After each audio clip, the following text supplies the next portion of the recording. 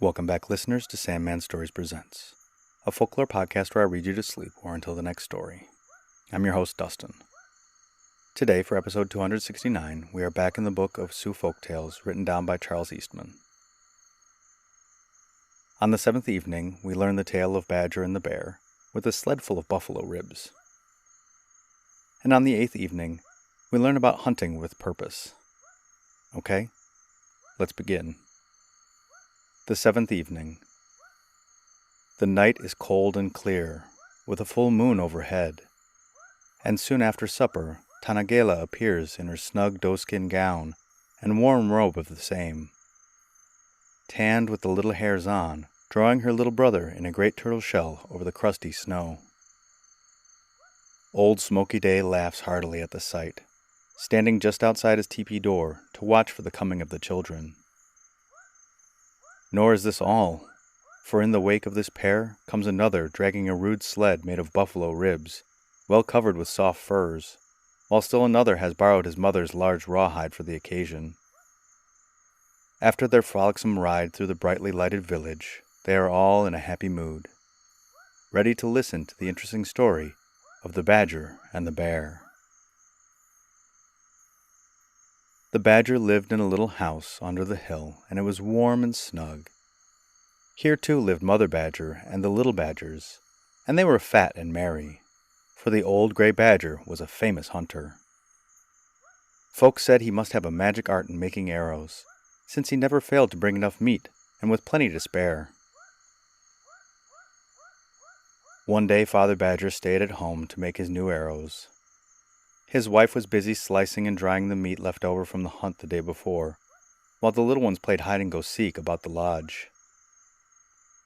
All at once, a big, clumsy shape darkened the low doorway.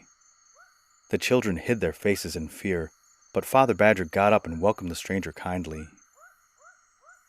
He was a large black bear. His shaggy skin hung loosely, and his little red eyes turned hungrily on the strips of good meat hung up to dry. "Oh, be seated, friend," said the old Badger. He got out the long pipe and lit it, while his wife at once broiled a thick slice of savory venison over the coals and offered it to their guest in the wooden basin.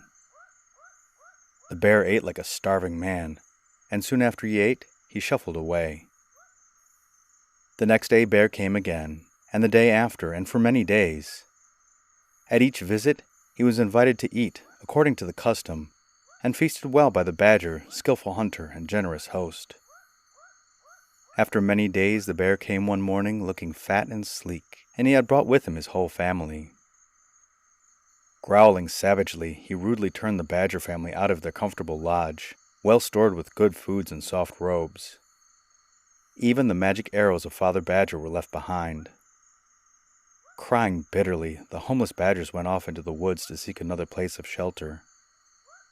That night they slept cold under a great rock, and the children went to bed without dinner, for the Badger could not hunt without his arrows. All the next day and for several days after, he wandered through the forest looking for game, but he found none. One night the children were so hungry and cried so hard that the poor old father at last said, "Well then, I have to turn to begging." So he crept back to his old home where the Bear family now lived and grew fat. Standing in the doorway, he begged quite humbly for a small piece of meat. "I would not trouble you, but my little folks are starving," he said. However, the Bear got up and kicked him out of the house, while the ill-natured little bears chuckled and laughed to see how thin and hungry he looked. All laughed but one, and that was the smallest and ugliest of the cubs, who had always been teased and abused by the others. He was sorry for the poor Badger, and when no one was looking, he slyly stole a piece of his mother's meat and threw it into their hut, and then ran home again. This happened several times, and now the family of Badgers were only kept from starving by the gifts of the kind-hearted little bear. At last came the avenger, who sprung from a drop of innocent blood. He is very tall, strong, and beautiful, and is feared by all wrongdoers. The bear saw him coming and began to tremble. He immediately called out to the badger, who was not far off, and invited him to come in and eat. But the avenger came first. Then the bear called upon his wife and children to follow him, and took to his heels. He ran as fast as he could, looking over his shoulder from time to time, for he was really terribly frightened. He never came back, and the badger family returned and joyfully possessed their old home. The moral is, there is no meanness like ingratitude. The end.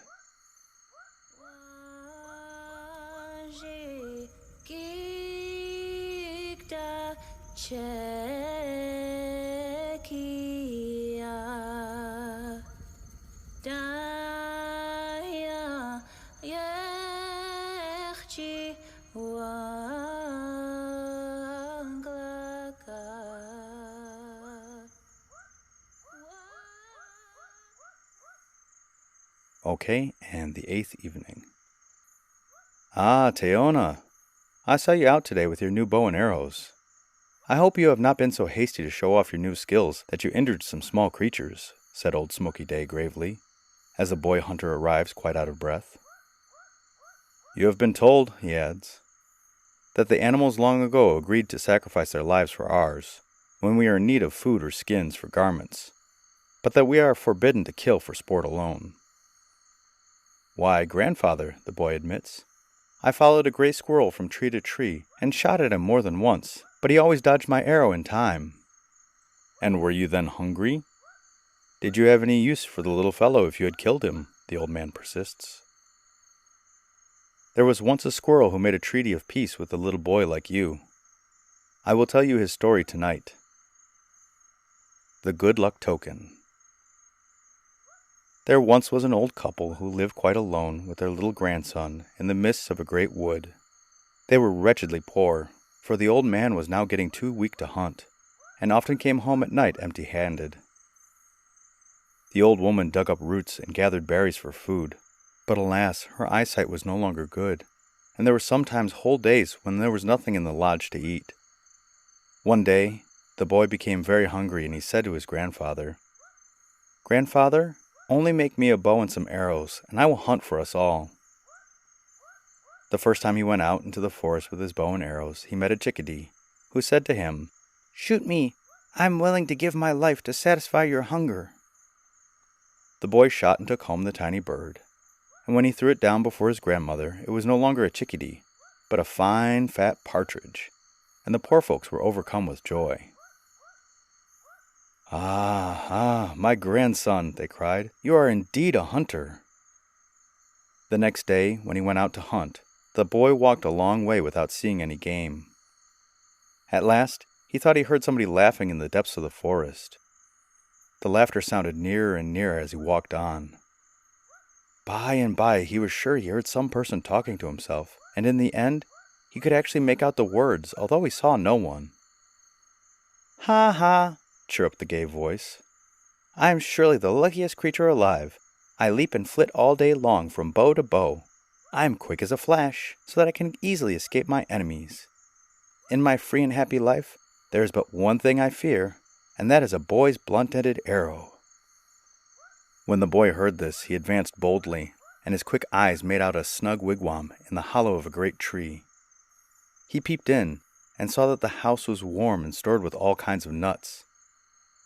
Its little owner sat flitting his bushy tail in the corner upon a bed of dry leaves. But as soon as he spied the boy, he ran past him with a scream of fright and scampered off among the thick woods. The boy followed as fast as he could, and after a long chase he tired out and overtook the squirrel, who sat coughing and grunting upon the bough of the tree just above his head. "Boy," he exclaimed, "only spare my life, and you shall have a charm that will make you a successful hunter as long as you live." The boy agreed, and the squirrel took him back to his own wigwam, where he filled the little fellow's bag with nuts from his pile. "These," he said, "are all lucky nuts, and if you put one of them in your pouch when you go out to hunt, you will surely kill a bear." This the boy did, and to the great joy of the poor old folks, he became a famous hunter, so that from that time on, they never lacked meat in their lodge. And the moral is, do not harm your weaker brothers, for even a little squirrel may be the bearer of good fortune. The end.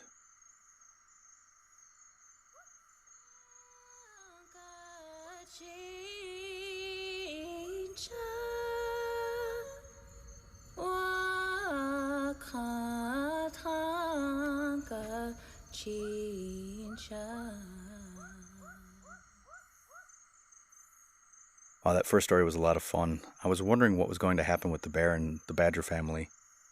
I'd like to do more research into the character of the Avenger. I'd love to know the Sioux name, so if anyone speaks Lakota can tell me, that would be amazing. I'll still try and research it. And that second story really resonates with me. Of course, there's a need for hunters and hunting. But to do it for anything but taking care of your own needs just feels cruel to me. Take what you need and don't be greedy. And the podcast shoutout is to the It's a Continent show, hosted by Chinny and Astrid. These two cover a lot of modern African history that gets short shrift in the global media. If you are unsure of where to start, just go back to the beginning and binge the whole show. They're on season 5. And if you like it as much as I do, go and give them a like, a rating, a review, or buy their book. I plan on getting it because it's got a lot of history in it. And the listener shoutout is to the city of Sen Jòj in Grenada. Locals were living their best lives until 1650, when the French governor of Martinique came over and killed off the local population. And in 1763, the French gave it away to the British in the Treaty of Paris. And of course, I would love to visit. Some of the sites around town are St. Margaret's Falls, Fort George, and the Grenada National Museum. And the island is a rich mix of indigenous, Indian, African, and European people and languages. So they've got 2 really cool Creoles on the island, Grenadian English Creole and Grenadian French Creole. And so, to my listener in St. George's, I say in Grenadian English Creole, go study your head, and good evening. Watch out what you are doing, and good night.